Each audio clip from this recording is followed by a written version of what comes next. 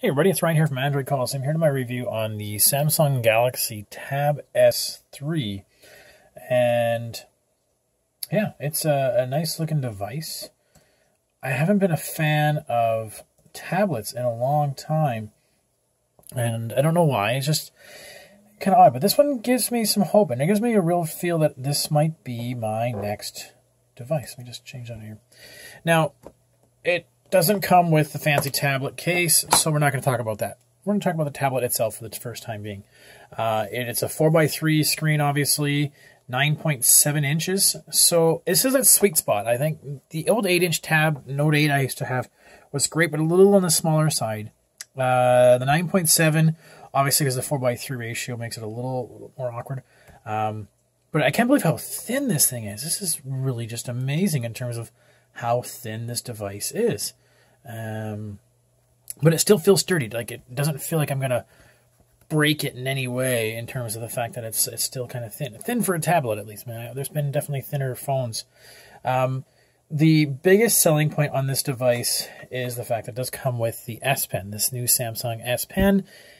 The weird part is it doesn't fit anywhere on...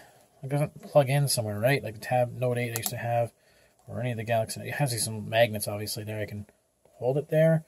When I was reviewing it for a first week, I was just kind of letting it kind of just sit on some of the dock magnets, which held it okay, I guess. Great if you're just putting it down and it kind of keeps it there. But anyways, it comes with that, and it's amazing. I'll talk more about that in a bit. Now, got a lot of really great specs, really good work for it here. It is expensive, so don't kid yourself on this. This we're looking at, let me just take a look at Best Buy site. It's at $750. The tablet case here thing is another $150, but we'll get to that. But yeah, it is pricey, so please, get used to the fact it's going to be pricey. I'm still not 100% sold on the 4:3 ratio with the case. It does kind of make a little more sense to sit there and feel like a monitor. And I end up using a lot of it in this sort of landscape mode versus portrait mode. So that's weird, but whatever. Just give you a quick idea in terms of like battery life. This is a pretty hefty battery. What is the spec on the battery? This thing lasts a long time. I watched, it's a 6,000 milliamp hour battery. I watched 2 hours of video, and it only lasts about a quarter of the battery, like 2 hours of watching like some movies on it. And it was pretty good. Now, the one downside I've been noticing with it is the fingerprint sensor. I was getting about 1 in 3, if not half. It's working now perfectly, of course, for the video, but I was really having a trouble time for the first week or so of me just using it, just constantly having it. So I just kept having to put my passcode in. So yeah, it's... in terms of performance-wise, it's got everything you would need to do. I mean, it's a tablet. It's not meant to be the super powerhouse. It's really more of a media consumption device, and it does more than enough for that. I've got my Kodi in there. I can watch Kodi. That's not a problem. The apps that it comes with, it's got this Recolor app. It's all the fad right now to do all these. Oh, sure, collect reward. To do some drawing these days. And this is where it really excels. This pen is amazing. But I don't know why.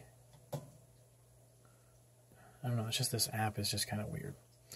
Anyways, discard all that stuff.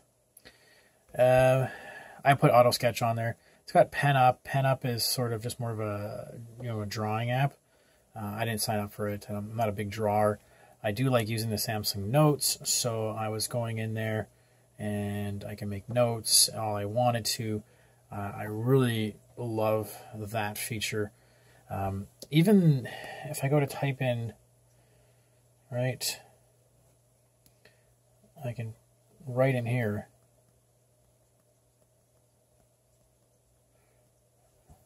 And it really does a pretty good job of reading. Oh, no, it's not. Right? So, but I mean, this actually works so well. Let's just erase it out.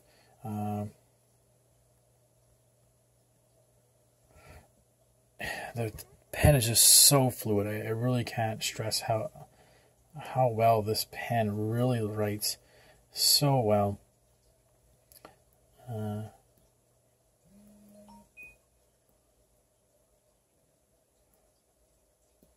You know, if not for any other reason, this is a great pen. We do have the feature since I think the Note 5 came out, where if you press the button, right, and you can just write on the, well, it's not almost the lock screen. Now, you have to save it in that mode versus that, but this is pretty cool, I gotta admit. You know,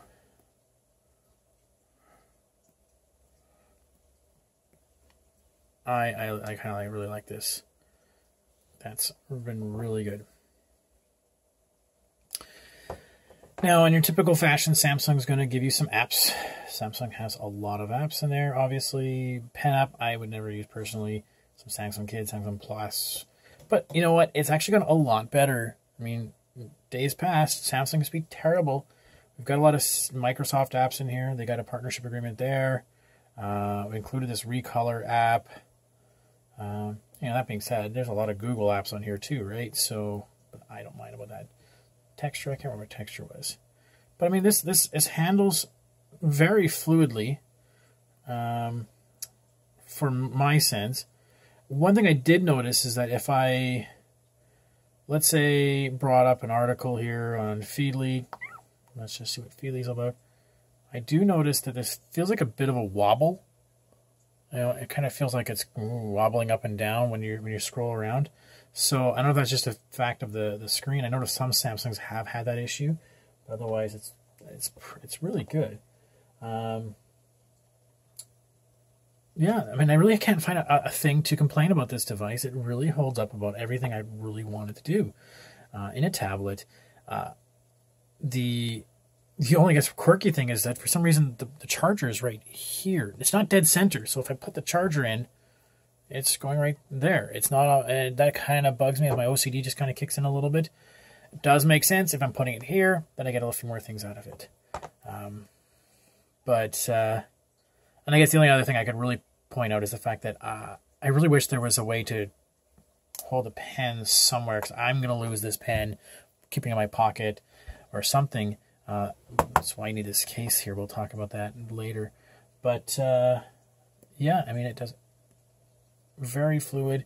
We've got, you know, our pen features. We can do, you know, screen write.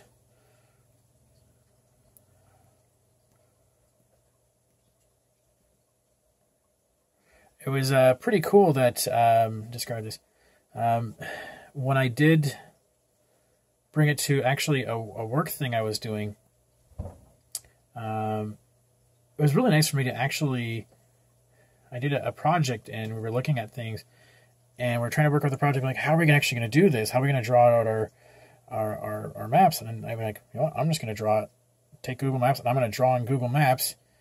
And it, you know, it's not a perfect drawing, and I screwed up where that part interchange was going to be. But I mean, it worked out very well, and people I was working with were very impressed that they could do this, and it made our project look a little better than the rest. Great device, great battery life, good performance. I don't know what to say. I mean, the only downside I think anybody really would hesitate about buying this is the price.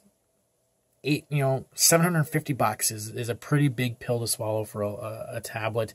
It only has 32 gigs of space on here, so you're gonna have to get an SD card, or get one of these kind of things to plug in, so you can plug in an external drive or something. But outside of that, it's amazing. It really does all the work you really want out of it. Where it really shines is when you add in this little keyboard case, but I'll do a separate video for that. Okay, thanks. I'll have a full review on the website soon.